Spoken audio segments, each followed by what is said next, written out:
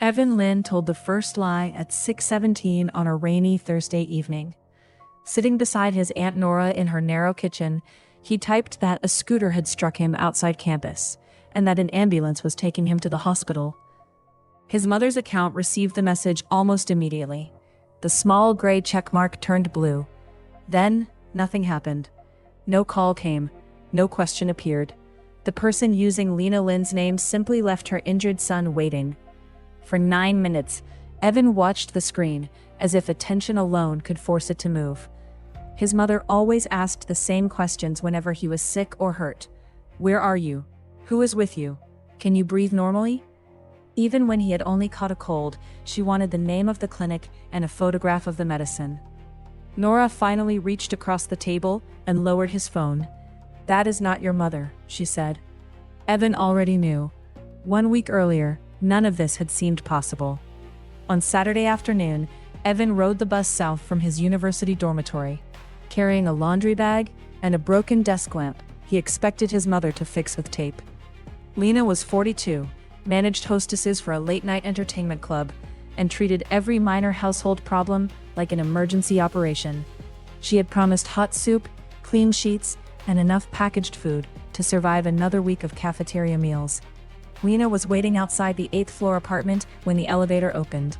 She wore a loose cream blouse, despite the humid weather, and kept tugging the left sleeve toward her wrist. Evan noticed the gesture, but not the faint bruise beneath it. He was more interested in the grocery bags at her feet and the smell of ginger drifting through the open door. "You look thinner," she said before he had taken 2 steps. It was her usual greeting, accusation, and expression of love. Apartment 8B sat at the end of a short hallway in the Yuanhe building, an aging tower in southern Taiwan that residents still connected with an old tragedy from before it was built. Lena dismissed the stories whenever Evan mentioned them. To her, the building was affordable, close to work, and anonymous enough that neighbors rarely asked questions. Inside, the front door opened toward the living room. A narrow passage led past 2 bedrooms to the bathroom at the far end. That evening, Lena moved quickly between the stove and dining table while Evan repaired his lamp badly. Her phone vibrated 3 times beside the rice cooker. Each time, she turned the screen face down without reading the message. Evan teased her about having a secret boyfriend, expecting the joke to make her laugh. Instead, she glanced toward the hallway and said, "Daniel may come by later." Daniel Wu was 12 years younger than Lena and had been part of their lives for almost 3 years. Although Daniel and Lena had never married, Daniel worked as a maintenance technician at an industrial plant, spoke softly, and remembered useful details, such as which tea Lena preferred and when Evan's tuition payment was due. He stayed at the apartment several nights each week, but also kept a room at his mother's home. Evan had once mistaken that divided life for independence. Lena had mistaken Daniel's constant questions for devotion. After dinner, Evan found his mother standing alone in the bathroom with the faucet running. She was staring at a message on her phone, one hand pressed against the sink. When she realized he was behind her, she locked the screen and smiled too quickly. Evan asked whether Daniel had upset her. Lena said it was only a work problem, involving the trip she was scheduled to make to Sun Moon Lake the following week. Her club had assigned her to supervise a private event there. Evan accepted the answer because Lena had spent years teaching him not to look behind it. She told him she handled reservations and staff schedules for a restaurant group. She never explained why work sometimes began after midnight, why certain customers sent expensive gifts, or why she had moved them to Yuanhe shortly before Evan entered high school. Her lies were designed to protect him from shame. Over time, they also protected every person who benefited from her silence. Later that night, Daniel arrived without using the doorbell. His key turned in the lock while Evan and Lena were watching television. Daniel entered carrying a box of pastries and apologized for being late, though no one had asked when he was coming. He kissed Lena's forehead. She did not lean toward him. During the next hour, he was charming with Evan and careful with Lena, but his attention followed every movement she made, especially whenever her phone lit up. On Sunday morning, Evan woke to voices in the kitchen. Daniel was asking why Lena had changed the password on her phone. Lena replied that changing a password did not require permission. The apartment became quiet enough for Evan to hear the refrigerator motor. When he entered, Daniel was smiling and slicing fruit. Lena stood by the balcony door with her arms folded. Daniel said they had been discussing security, because Lena often lost things. Lena looked at Evan and allowed the explanation to stand. Before Evan returned to campus, Lena packed food into his backpack and checked the bus schedule twice. At the elevator, she almost told him something. He saw her draw breath, glance back toward the apartment, and touch the sleeve covering her wrist.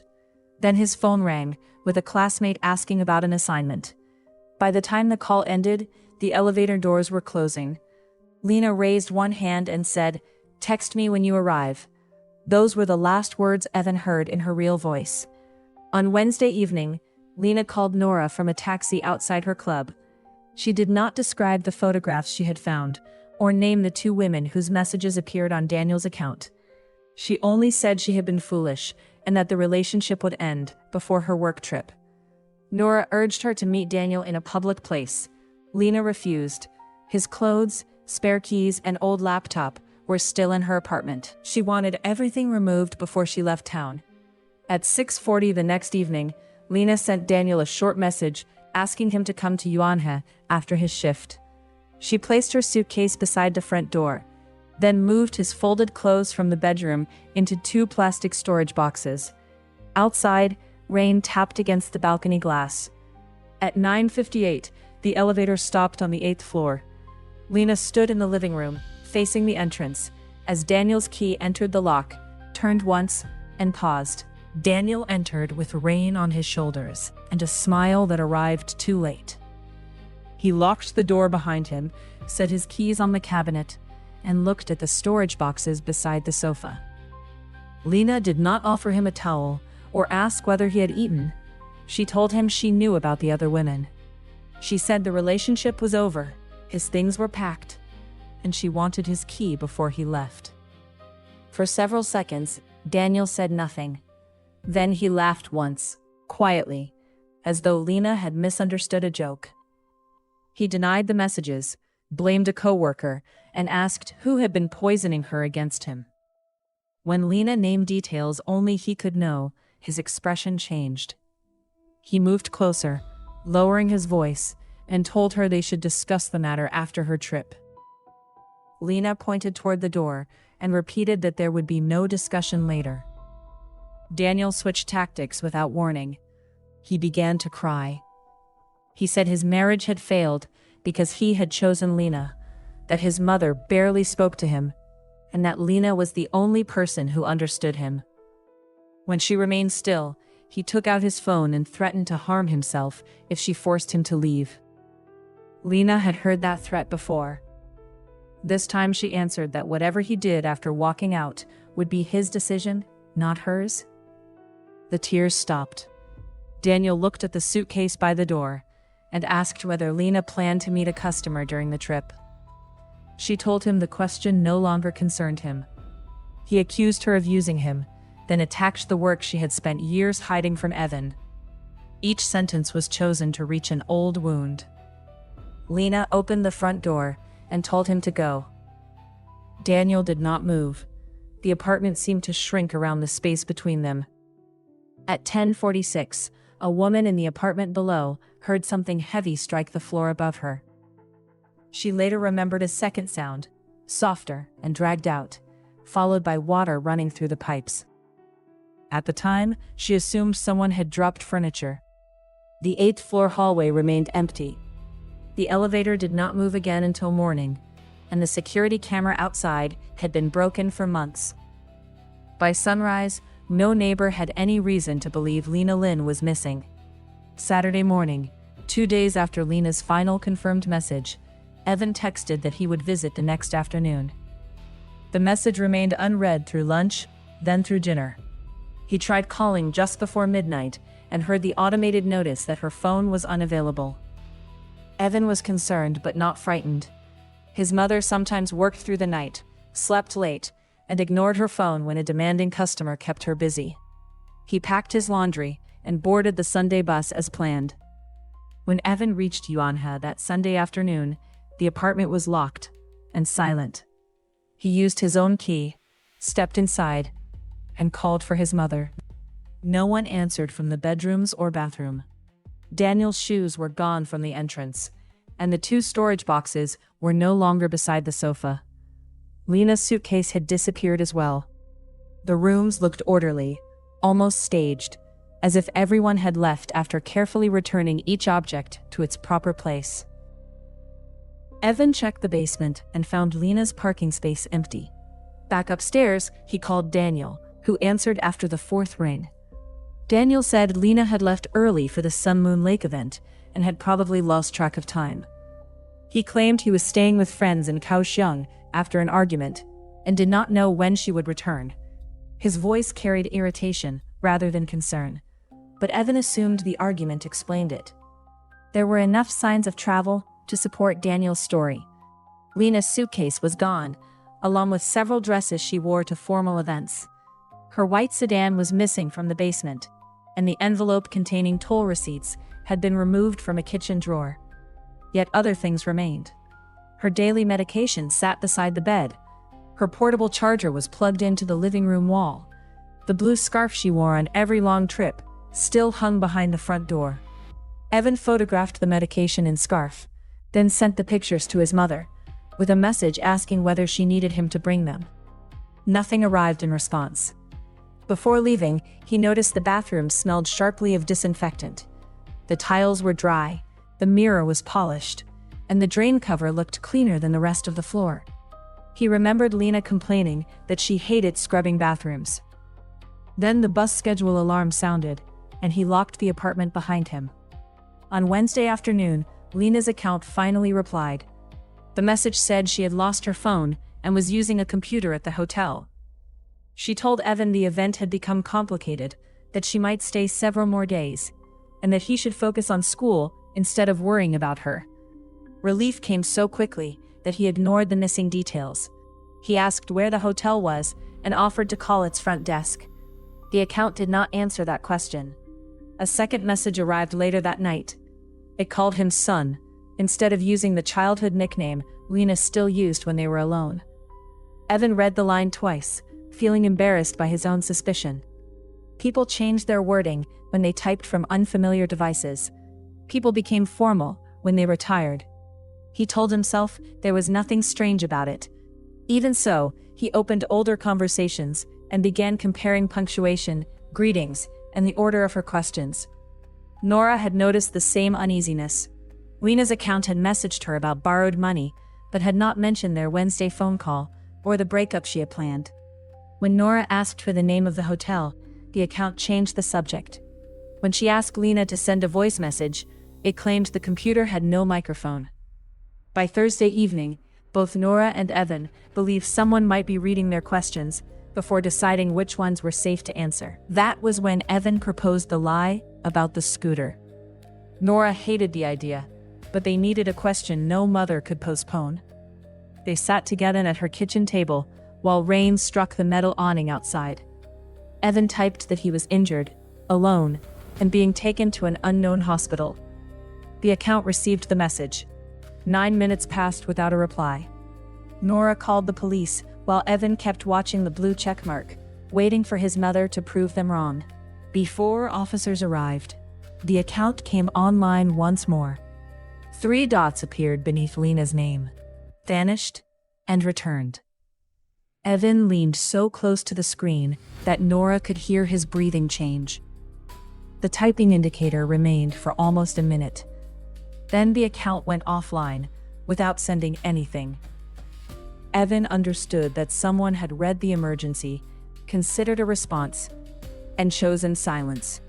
For the first time, he stopped asking where his mother had gone, and began asking what the person using her name was afraid to reveal. The first officers arrived at Nora's apartment shortly after 7.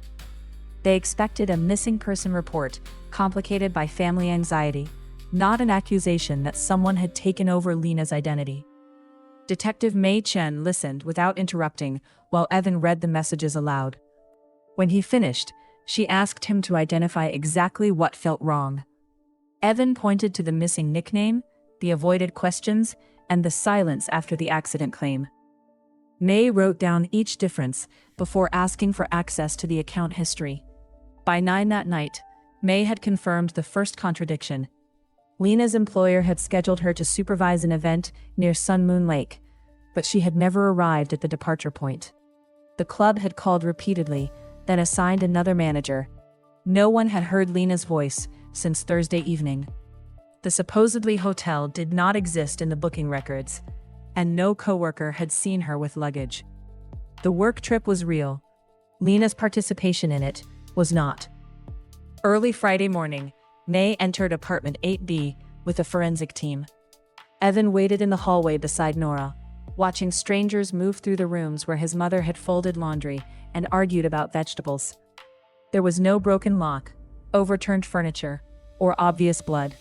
The bed was made, the kitchen counters were bare, Daniel's storage boxes had vanished. To an inexperienced visitor, the apartment looked peaceful. To Mei, it looked like someone had worked hard to remove every unfinished thing. The bathroom drew her attention because it was cleaner than the rest of the apartment. Disinfectant had been used along the tile joints, behind the toilet, and around the floor drain. Mei asked Evan whether his mother cleaned that thoroughly. He almost laughed. Lena hired help twice a month and avoided strong chemicals because they irritated her skin. A technician lifted the drain cover with forceps. Beneath it, trapped in dark residue, was a reddish-brown trace, too small to identify by sight.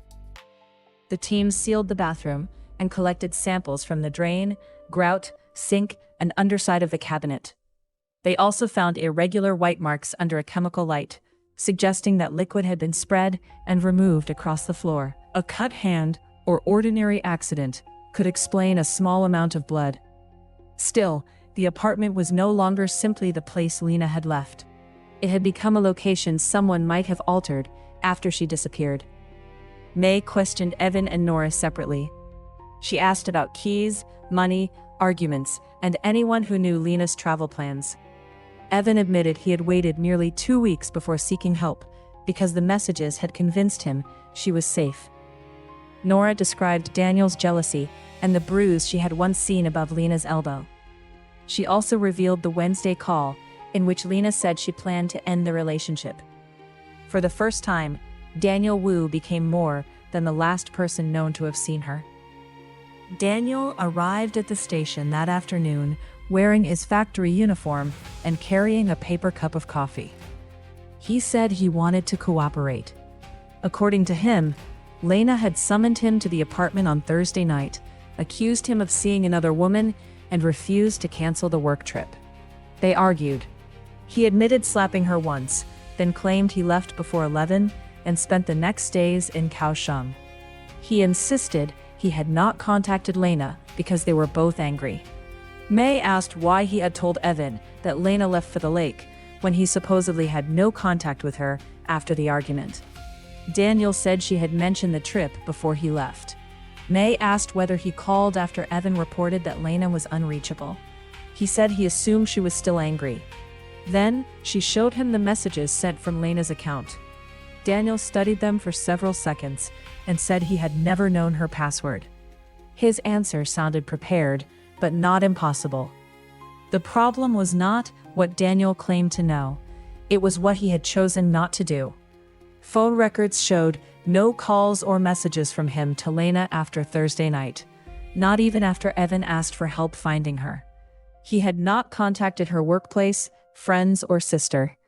A man who described himself as deeply devoted had behaved as though he already knew searching would be useless. Mei released him because suspicion was not evidence, then assigned 2 officers to watch him. Over the next 3 days, surveillance revealed that Daniel was not staying only with friends.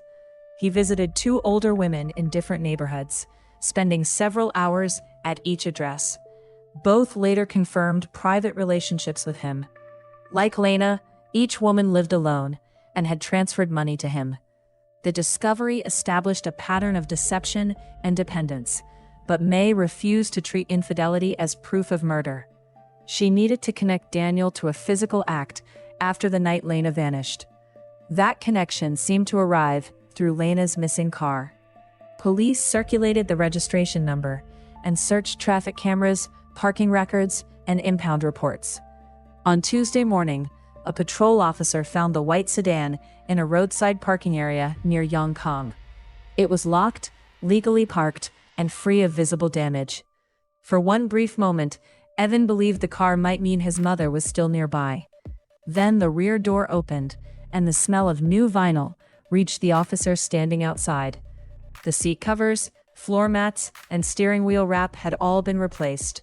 The trunk was empty, although Evan said Lena usually kept shoes, dresses, and emergency supplies inside. The interior had been washed and polished so thoroughly that even dust was difficult to find. No useful fingerprints remained on the controls. Whoever cleaned the vehicle had not tried to make it presentable. The person had tried to erase its recent history. That effort transformed the car from missing property into a second possible crime scene. Inside a cup holder behind the passenger seat, investigators found 2 unopened bottles of water. They appeared meaningless compared with the stripped trunk and replaced upholstery. But Mei noticed both carried the same unfamiliar local label. Evan said his mother bought another brand and rarely left water unopened. The bottles were clean, recent, and positioned side by side. Mei photographed them before allowing the forensic team to bag them. Small courtesies, she knew, often revealed where a service had been performed. The label led investigators to a regional distributor, then to a short list of garages and detailing shops that purchased the bottles in bulk for customers. Officers began visiting each business with photographs of Lena's car and Daniel. Late Wednesday afternoon, a worker at a garage on Zhongdae Road stopped at Daniel's picture. He remembered the tall, thin man because Daniel had requested an unusually complete cleaning, replacement covers, new floor mats, and a new wrap for the steering wheel. The garage camera was old, and the image was blurred, but it showed Lena's sedan entering with Daniel behind the wheel. He left the car for a day, returned alone, paid in cash, and drove away. Mei watched the recording twice before calling Evan. She told him only what the evidence established. Daniel had lied about having no access to the vehicle after Thursday night. Across town, officers moved toward Daniel's mother's house. Before they reached the door, he stepped outside, carrying a packed bag. Officers stopped Daniel at the gate before he reached the street. The bag contained 2 changes of clothes, a passport, cash, and a factory identification card. Nothing inside was illegal, and Daniel immediately said he had planned to spend several days with a friend. Mei did not argue. She informed him that the garage footage had contradicted his earlier statement and asked him to return voluntarily for clarification. Daniel looked toward the waiting patrol car, then handed over the bag. In the second interview room, Mei placed a printed timeline between them.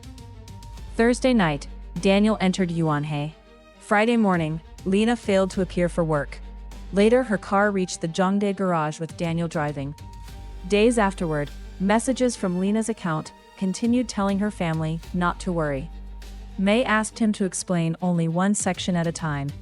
Daniel said Lena had lent him the car after their argument, then collected it herself once the cleaning was finished.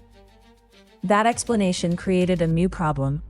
The garage worker had seen Daniel drive the sedan away, and traffic cameras showed the vehicle continuing toward Yongkong.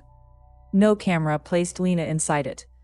Daniel suggested she might have entered later, beyond the recorded intersections. Mei asked where that happened. He could not provide a street, building, or time. He complained that the police were treating imperfect memory as guilt. Mei replied that memory usually became clearer when the missing person was someone a witness claimed to love. While Daniel remained at the station, the laboratory completed its first test from apartment 8B. The trace beneath the bathroom drain was blood, and its genetic profile matched a sample from Lena's hairbrush. The quantity was small, but its location mattered. Someone had used strong cleaner across the floor while leaving residue beneath the metal cover. Mei received the call in the hallway, read the result twice, and requested a warrant to search every place Daniel had recently stayed. At Daniel's mother's house, officers searched a rear bedroom and a locked storage cabinet. Inside the cabinet, they found the old laptop Evan remembered from the apartment. Its power cord was wrapped around the case, and the surface had been wiped, but the machine still started. Daniel's mother said her son brought it home several days earlier and told her it no longer worked. A forensic technician disconnected it before anyone could open the browser or alter its remaining data.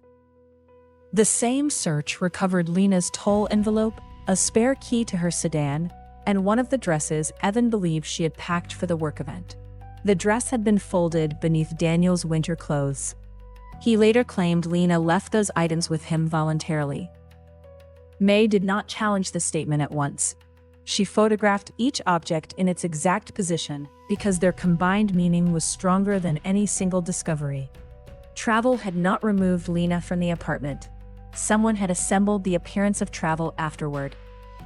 The laptop provided the first direct answer to Evan's original question. Its browser contained an active session for Lena's messaging account. Forensic records showed that the account had been opened repeatedly after her last confirmed contact, including the nights it messaged Evan and Nora. The machine had connected through Daniel's mother's home network during part of that period. Whoever typed those replies did not need Lena's phone or password. The account had already been waiting, unlocked, on a device Daniel controlled.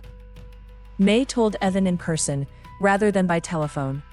They met in a quiet consultation room at the station, where she explained that the messages had almost certainly come from the recovered laptop. Evan stared at the table and asked whether the person had seen the accident claim. Mei said the activity log indicated the conversation had been opened. The typing signal he witnessed was real. Someone had read that he might be injured, started composing a response, and decided not to send it. The discovery changed the investigation, but it still did not establish what happened inside the apartment. Mei needed evidence connecting Daniel's actions after Thursday night with the cleaned bathroom.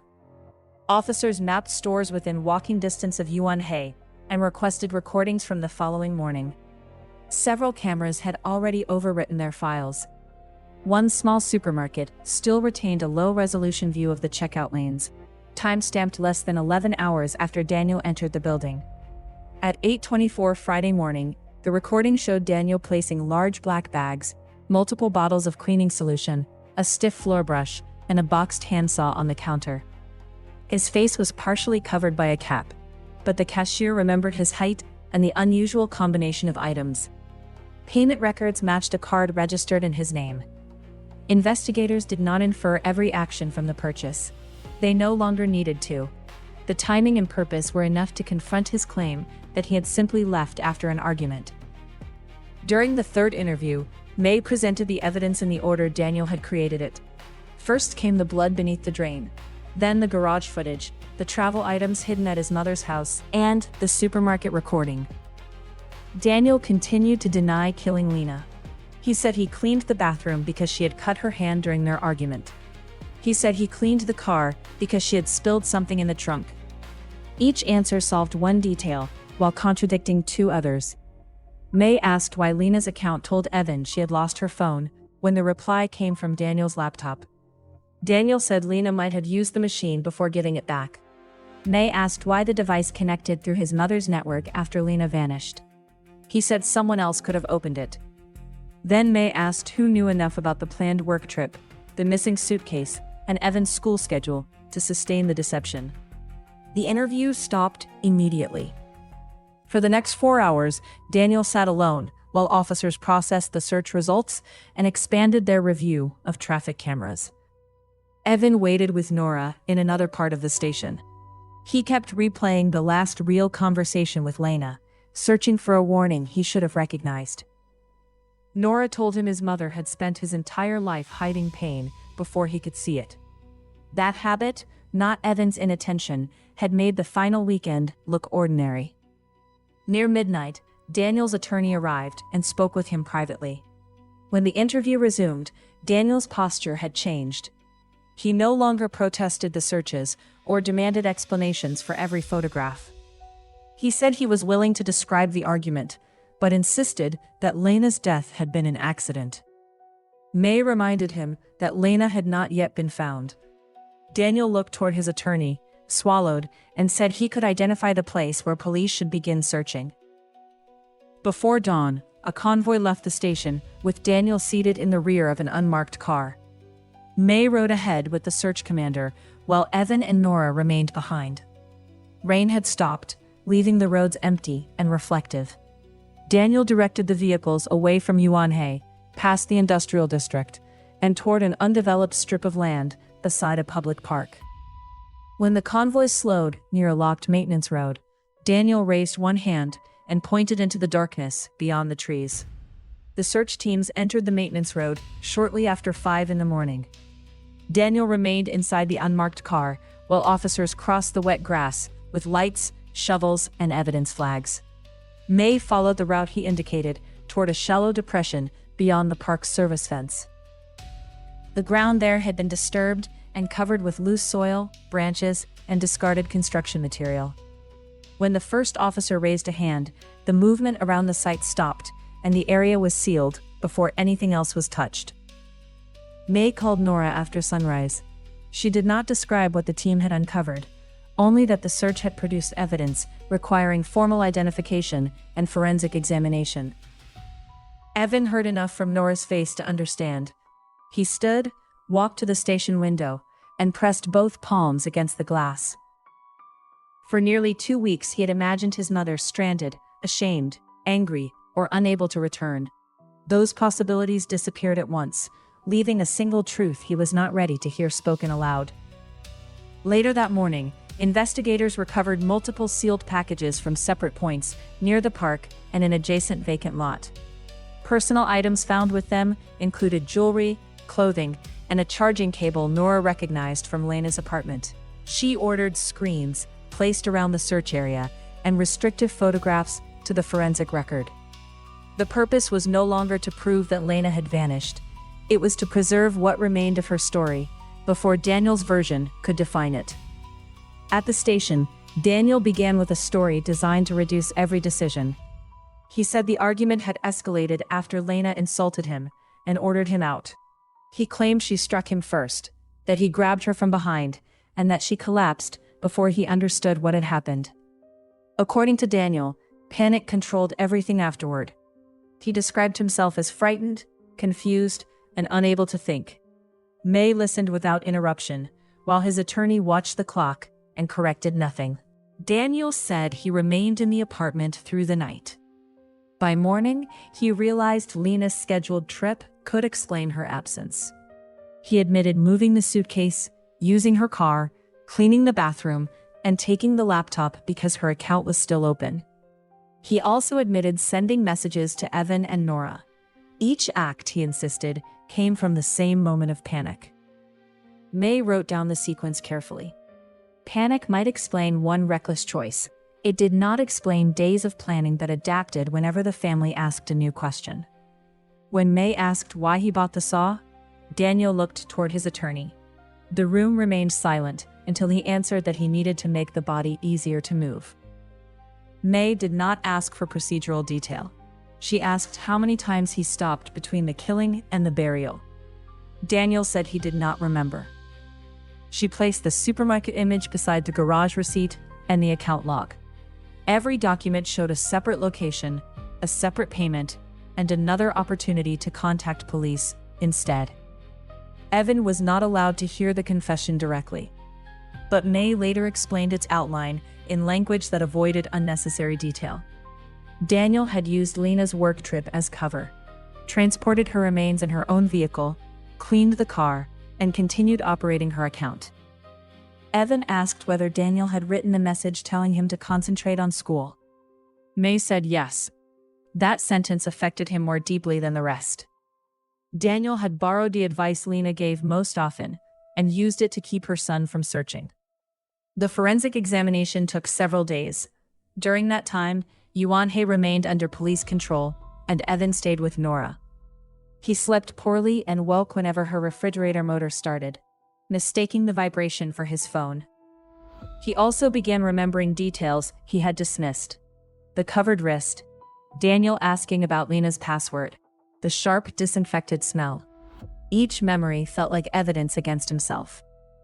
Nora repeatedly told him that recognizing danger after it was revealed did not mean he could have prevented it beforehand. Mei returned to apartment 8B with the forensic report and walked the route established by the physical evidence. The living room lay between the front door and the narrow hallway. The bathroom stood at the far end, beyond the bedrooms. Daniel's claim required him to seize Lena from behind during a sudden struggle. Yet the injury pattern suggested sustained pressure applied from the front. Additional marks indicated that a thin cord had tightened around her neck after the first assault, when there was still time to stop. The charging cable recovered near the park matched the dimensions of those marks. That finding changed the legal meaning of the night. Daniel's first account described a reflex lasting seconds. The physical evidence described separate actions, continued force, and a second method used after Lena was already weakened. Mei requested that prosecutors charge intentional homicide rather than negligent killing. The question was no longer whether Daniel had panicked afterward. It was whether he had chosen to ensure Lena could never speak again. When Daniel was confronted with the medical findings, he changed his story. He now said Lena had turned toward him during the struggle, and that the cable became involved accidentally, as they fell. Mei asked why he had never mentioned the cable before police recovered it. He claimed shame had affected his memory. She then asked why the cable was found with the concealed remains instead of inside the apartment. Daniel stopped answering and leaned toward his attorney. The account evidence created another contradiction. Daniel had told police he could barely remember the hours after Lena died. Yet the messages showed careful attention to timing. He wrote during periods when Lena normally contacted family, referred to the planned trip, and avoided questions requiring a voice response. He had even opened Evan's false accident message and begun typing before deciding silence was safer. The deception was not a single desperate act. It was a living plan that changed as the family became suspicious. Mei asked Evan to help identify which messages contained information only Daniel could have known. Together, they reviewed the conversation in a private room. Evan recognized a reference to an exam date he had mentioned during the final weekend, when Daniel was sitting across the room. Another message reminded him to pay a dormitory fee Lena had discussed at dinner. The details had once made the account feel authentic. Now they revealed how closely Daniel had listened while preparing to imitate her. At the end of the review, Evan reached the message that called him son. He had treated that word as the first mistake. Mei pointed out that Daniel's more revealing mistake was not vocabulary, but priority. Lena would have asked about pain before school, location before money, and safety before obedience. Daniel had copied facts while preserving his own need for control. Even under Lena's name, he told Evan to stop asking questions and do what he was told. That evening, prosecutors approved the homicide charge and authorized recovery of Lena's apartment for eventual release to the family. Mei called Nora with the decision, then asked to speak with Evan. She told him the evidence now supported a deliberate killing and a coordinated effort to conceal it. Evan listened without interrupting. When the call ended, he opened the final genuine voice message Lena had sent him. Before pressing play, he noticed a second sound beneath her words: Daniel's key turning in the lock. The voice message lasted 23 seconds. Lena complained about the rain, reminded Evan to sleep before his exam, and promised to call after the weekend. At the end, just beneath her final breath, a metal key entered the lock. Evan heard it turn, stop, and turn again. Then Lena's voice changed. She said, "He is here," softly enough that she may not have intended the phone to capture it. The recording ended before the door opened. Mei sent the file for audio analysis. Technicians confirmed that the metallic sequence matched the double-turn lock on apartment 8B and that the recording had not been edited. The timestamp placed Daniel at the door, minutes before Lena's last confirmed activity. It did not reveal what happened next, but it removed the final gap in his arrival time. Daniel had not appeared unexpectedly in a story assembled later. Lena herself had preserved the sound of him entering. 3 months later, Evan entered the district court with Nora beside him. The building was bright, crowded, and colder than he expected. Daniel sat between his attorneys, wearing a plain shirt and no expression Evan recognized. The prosecution charged him with intentional homicide and concealment of evidence. Daniel admitted causing Lena's death, but denied planning to kill her. His defense depended on reducing the violence to one uncontrolled moment, and everything afterward, to fear. The prosecutor began with the ordinary weekend before the killing. She showed the court no dramatic image, only Lena's groceries, Evan's repaired lamp, the suitcase by the door, and messages arranging the work trip. Then she introduced the storage boxes packed with Daniel's clothes. The sequence established a decision Lena had already made. She intended to remove him from her home. The confrontation was not an unexplained explosion. It began because Daniel was losing access, money, and control. Daniel's attorney offered another version. Lena, he argued, had been furious, humiliating, and physically aggressive. Daniel reacted badly, discovered too late that she was no longer breathing, and made terrible choices in panic. The attorney emphasized that Daniel bought supplies openly, used his own payment card, and drove through visible streets. A calculating killer, he suggested, would have hidden his movements more carefully. The mistakes proved confusion, not intention. Mei testified after lunch. She explained that the case had not turned on a single perfect clue. It developed because each explanation required another explanation. If Lena had left for work, why had she never arrived? If she had let Daniel the car, why did he deny using it? If the bathroom blood came from a cut, why was the entire floor chemically cleaned? If the messages were genuine, why did they originate from Daniel's laptop? The prosecutor displayed the timeline on a wide screen. Thursday night, Daniel entered the apartment. Friday morning, he bought cleaning supplies and tools.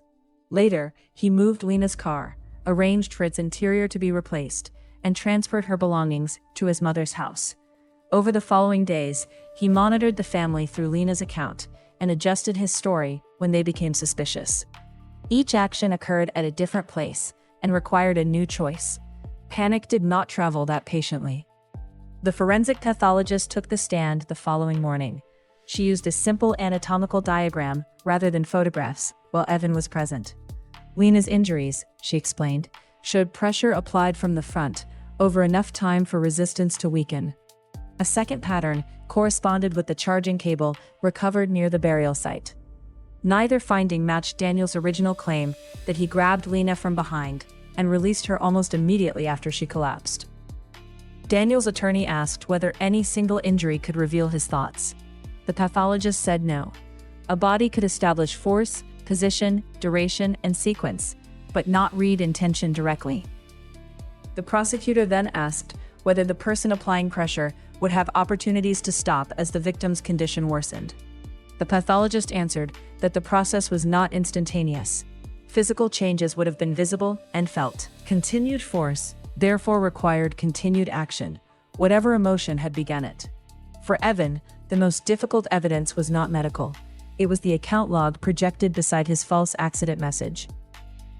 The court saw the conversation open, the typing indicator activate, and the session remain connected long enough for someone to consider a reply. The prosecutor asked Daniel why a panicked man, supposedly unable to think, had studied the words of an injured son before choosing silence. Daniel said he could not remember. Evan watched him avoid the screen. Nora testified about Lena's final phone call. She described her sister's plan to end the relationship and her refusal to meet Daniel in public. The defense asked why Nora had not contacted police that night if she believed Daniel was dangerous. Nora answered that she had warned Lena about controlling behavior, not predicted murder. She had believed her sister could make an adult decision inside her own home. The question exposed the burden placed on victims: foresee every escalation or be blamed afterward. When Evan testified, the prosecutor did not ask him to identify Daniel as the killer. She asked him to explain his mother's habits. Evan described the nickname she used, the order of her questions, and the way she demanded details whenever he was hurt. He admitted that Daniel knew his exam dates, tuition deadlines, and favorite meals.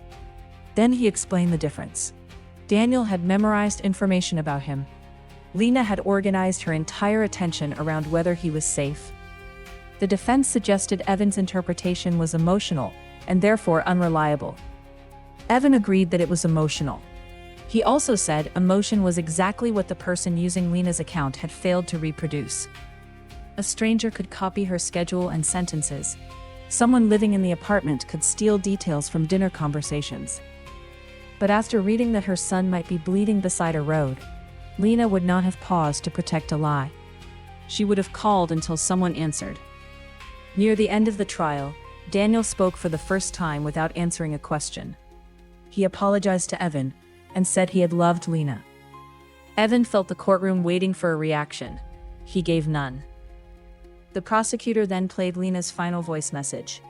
Her reminder about his exam filled the room, followed by the faint sound of the key.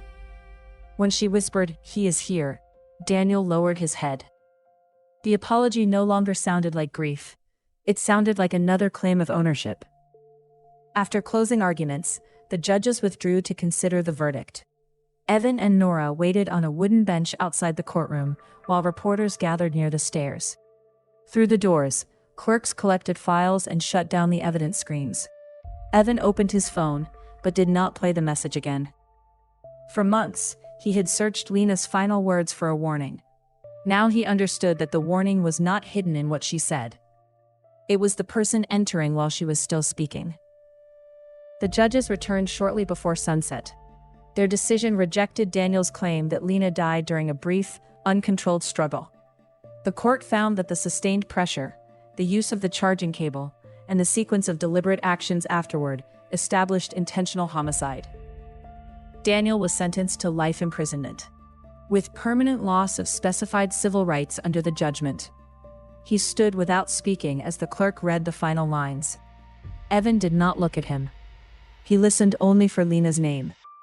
Outside the courtroom, reporters called questions about jealousy, money, and Lena's work. Nora stepped between the cameras and Evan, but he stopped before leaving. He said his mother had supported him alone, had made mistakes, and had hidden parts of her life because she feared how others would judge them.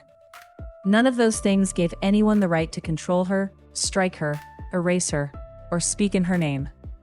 Then he walked away before the questions could turn her death into entertainment. The investigation closed in stages. Lena's remains were released to the family after the final examinations, and her personal property was separated from the evidence Daniel had moved or used. The white sedan stayed in storage until the appeals period ended. The old laptop remained sealed because the account activity formed part of the conviction. Mei completed the final report with one sentence she had repeated throughout the case. Access to a person's devices did not equal access to the person. 2 weeks after sentencing, Evan and Nora returned to apartment 8B. The police seals were gone, but pale rectangles remained where evidence labels had covered the door and bathroom tiles. The room smelled of dust instead of disinfectant. Evan began with the kitchen because it was the last place he remembered feeling entirely safe. In the freezer, behind 2 bags of dumplings, he found containers of soup Lena had prepared for his next visit, each marked with the date in her handwriting. He carried one container to the dining table and sat where Daniel had once asked about tuition deadlines.